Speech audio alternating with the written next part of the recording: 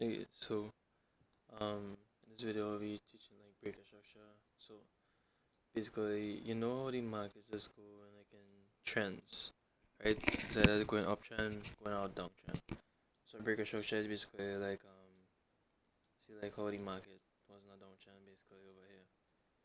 Breaker structure is basically changing the direction in the market, right? So like it was not downtrend over here, high, no, high low, low low, high low, low low, high low, low low.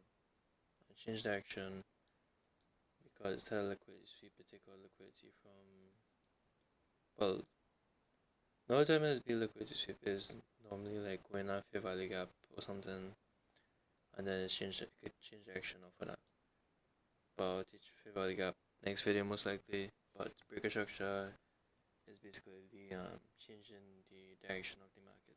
Over here just choppy, but we're not really paying attention to that. So you see it was in a downtrend, it not going above this high, it didn't change direction as yet.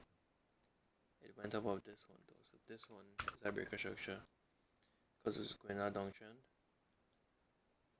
and it changed direction over this one. So once it closes above this high over here is a breaker structure, and as you can see, when it closes above this one, it started, well, we're not really paying attention to this. See, I'll show an example just now, but basically we end up going back, well, going up from this change of direction. I'll show next one, like over here was basically in a downtrend over here. This is a breaker structure. This is a breaker structure to the downside though. It barely do it because watch, it barely closed below it, but it still counts as a breaker structure. Breaker structure over here because it closed below this low. Or it could be this one too. It really matter. It's still called a breaker structure, right? So that is basically a breaker structure, but when it changes in direction, you see if I'm in a downtrend, it take out liquidity over here and change direction over here. So once it close above this high, this is a breaker structure and a change in market direction. So after it change direction, well, after it close above this high, it change direction and watch from in a downtrend, as you can see here, change direction over here and watch. See, market is moving a trend, so it's at a downtrend, uptrend, it'll go back in a downtrend. Same thing again, it'll be some breaker structure over here. A liquidity sweep will happen, breaker structure, and it will change direction. I'll teach fair value gaps later on, but um yeah. But you can't really like take trades just purely off a breaker structure because it's a breaker structure all over the markets. Like you gotta know how to use it. If the bias not line up with your like strategy earning, it wouldn't work out because let's use this, right. This is a breaker structure over here. It is. It depends on how we really take the trade because let's just say for the day it was bearish, right? Breaker structure, well, it did not look liquidity sweep happen. It went in a fair value gap, yeah. But you gotta add up all these things together. The liquidity sweep plus the breaker structure plus fair value gap, right?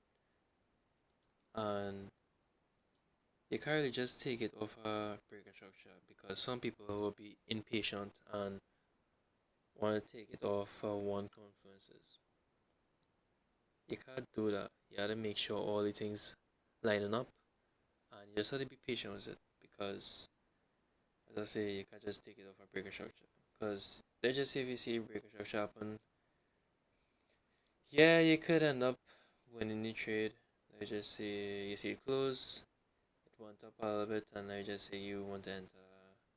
You end up taking shorts. I mean, like you're trading fit to go down, right? When I trade, I normally take like my stop losses be like 20 pips, about 20 pips. That's that way it's called pips, basically. Or points. You can call it anything you want.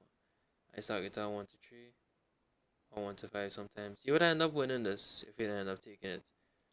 But it wouldn't be a good trade to take. You must know when to take good trades.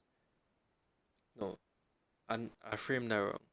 You must know the trade that you're taking if it's gonna be a good one or if it's not going to be a good one. Because some people will take a trade and win by doing the wrong things, like not following your strategy, and you'll end up like feeling like good that you win, but at the same time, yeah, they keep in the back of your mind that you never win using your strategy, so it come like you do it the wrong way and you don't really deserve the money that you make because you never follow your rules.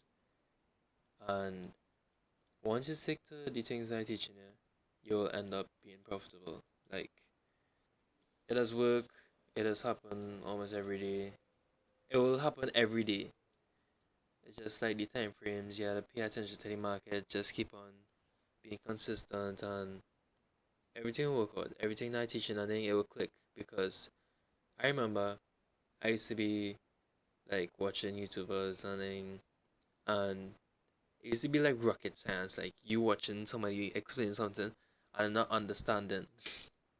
Like you're not understanding what they're saying. It's just like you just say like break a shock shot, fair value gap, liquidity sweep. Like what the frick is that?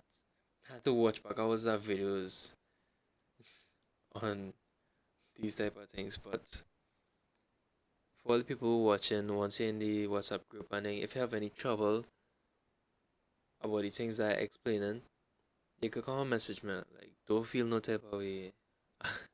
Like, I legit doing these videos and thing to help. I'm not doing it to get like YouTube views or anything like that. I don't care about that. Like, for real, actually doing this to help. So, I hope all I find this helpful.